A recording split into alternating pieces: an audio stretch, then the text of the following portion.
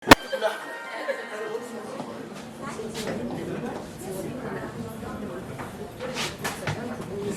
مين؟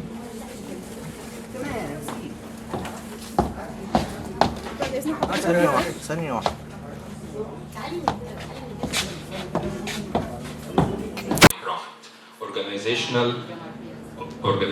Governmental organizations without purpose, they are doing like public service, whatever. But with purpose, for example, here in Egypt, the actual government, the recent, that was the declaration to Dr. Mustafa Madbouli. So this is our purpose in the government. So again, I want to be very quick and precise. Henry, values that I have just shared with you, it's good to think about, or it's worth to reflect on. Thank you. Thank you, Dr. Mohammed. And now that speech for the Professor Dr. Gina Fake, President of here at MSA University. Thank you very much for the invitation, Professor Khairi and Dr. Laia, Dr. Said. Thank you, everyone.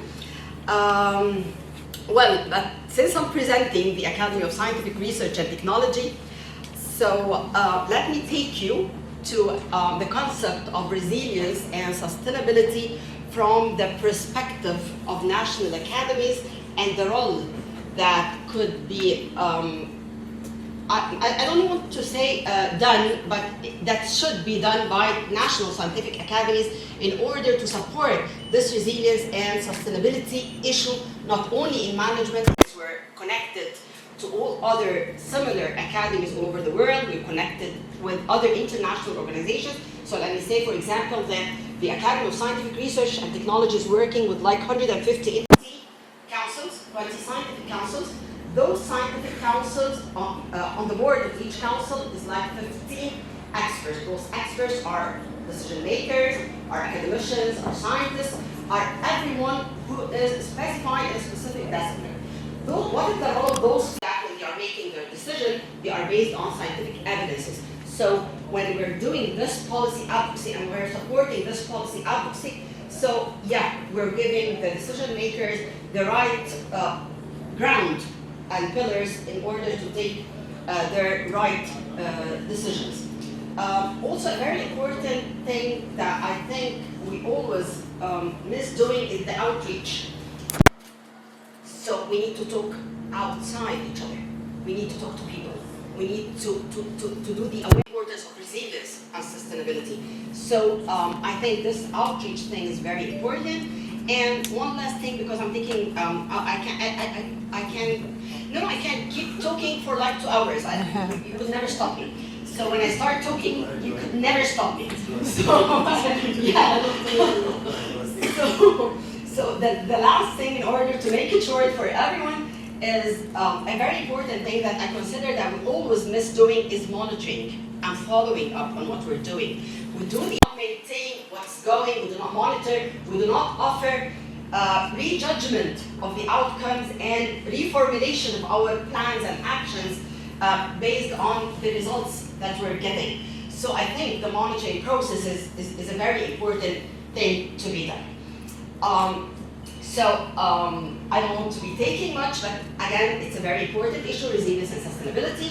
Let me say if the National Academy of Science, Academy of Scientific Research and Technology of Egypt, is there supporting the resilience that are shaping our understanding of sustainability and resilience in management sciences.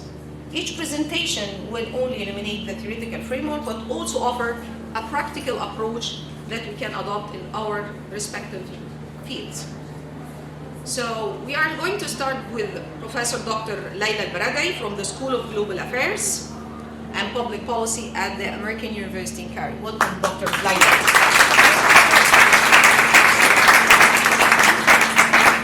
Dr. Laila was going to talk with us concerning the concept of sustainability. And last but not least, Professor Ashraf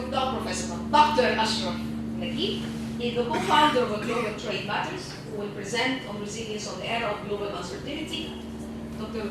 Ashraf is prominent economic speaker of the globe. He is one of the owner of the think tanks, He never say no for us. So when he come to the university, Some examples of the government of Egypt initiatives. The government is aware and is taking action, and there are a number of mega projects implemented to try to deal and adapt with the problem of sea level rise. Then I did a survey with 100 citizens, educated citizens of Alexandria, to figure out to what extent they are aware of the problem, they are aware of what the government is doing, to what extent they are right. So the government is aware that there is a problem with sea level rise. We are all aware when we visit Alexandria, right? Most of us, maybe my generation and older, Alexandria was the main go-to city during the summer months before the North Coast got to be there, got developed. And over the years, we've seen the impact of sea level rise on the erosion of shores, the increased flooding risks, the pollution of the underground water reservoirs with salty water, and other secondary negative impacts, like, for example, the need to force people to move backwards away from the seashore and get them to relocate. Effective adaptation measures are also reported in the literature, including the fact that we have an integrated coastal zone management plan that was developed through the report. Last one issued talks about, again, the Nile Delta being under threat. So they are aware. Policies are out there and entities are in place to deal with the problem. We have the Environmental Protection Law. We have, I'm not going to go into details, the National Climate Change Strategy, a monitoring and evaluation system, because our colleague earlier talked about the importance of monitoring. Take example. So it wasn't possible to just meet people on the street and ask them their opinions. It's a purpose of sample where people could respond to an online survey. 100 respondents talk about their level of awareness is quite high. They know that the sea level is rising in Alexandria. They know the government is doing. If there was a company that was more responsible, they would have offered an eco-friendly alternative for these covers for the shoes. This is about the awareness at business level. So individual level, business level, intentionally I omit our actions, bylaws and bylaws, different activities, year-to-year programs and similar. The government is there to govern us, and I think we are over-reliant to our governments. Governments, they cannot change what I think. They can just help me do. Do you know that the new civilization made a lot of plastic stuff, which is actually doing harm to our environment?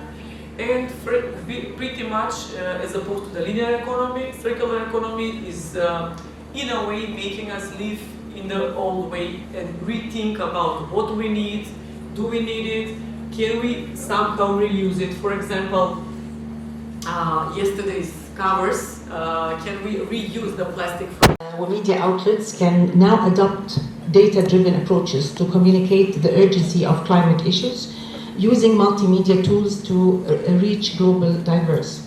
We can really no longer afford to treat climate change as a distant or abstract issue. We have to relate to it, personalize it. Every one of us has to realize that it is not far-fetched. It is there to affect each. But it's always great to go last. I did not come with a presentation or speech because I really wanted to listen to what everybody had to say. And I don't want to focus what I'm going to talk about today on climate change. I think we've covered that. And I have a very, very interesting and strong opinion regarding climate change. And as Claude just said, yes, we can. I believe in the will of free people for us to be able to make drastic changes to the current situation. I come from a generation where we had gone through the ozone layer issue.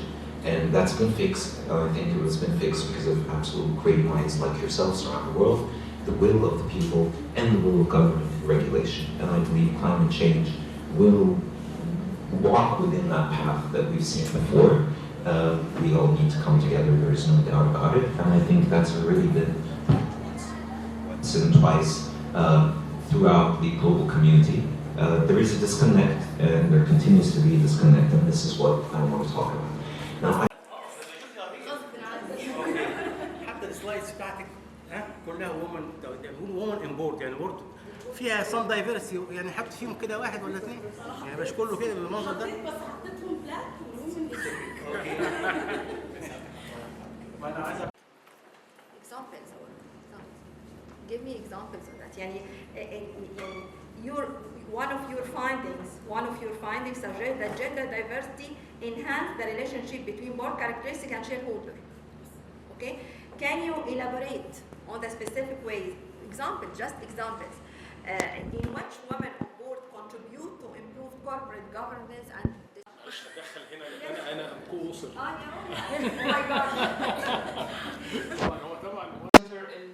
One of the most important universities in Middle East and in Egypt as well. And I would like also to thank Dr. Dua Salman for accepting me as a partner in this paper. Thank you so much. Our paper title is Bitcoin's Influence on Stock Market Performance, a Comprehensive Analysis. As I mentioned before, this paper is prepared by Dr. Dua Salman and Sarah Sofi. Okay. The main points that will be presented in this presentation include the following: introduction about the topic, some related technologies which are very important and related to Bitcoins, and the reasons standing behind studying Bitcoins, debate in finance and future actually about this topic, and why do we choose MENA region to be studied or investigated in